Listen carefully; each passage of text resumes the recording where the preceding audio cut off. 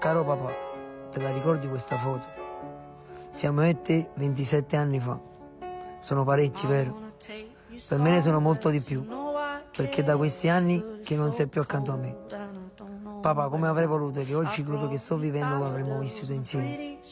Cuore mio, oggi per le persone sono Robin Hood, però sono Robin Hood senza arco, perché quello avrei voluto che fosse il tuo posto, alle mie spalle. Come ben sai, sono diventato papà. Oggi le mie principesse mi fanno festa.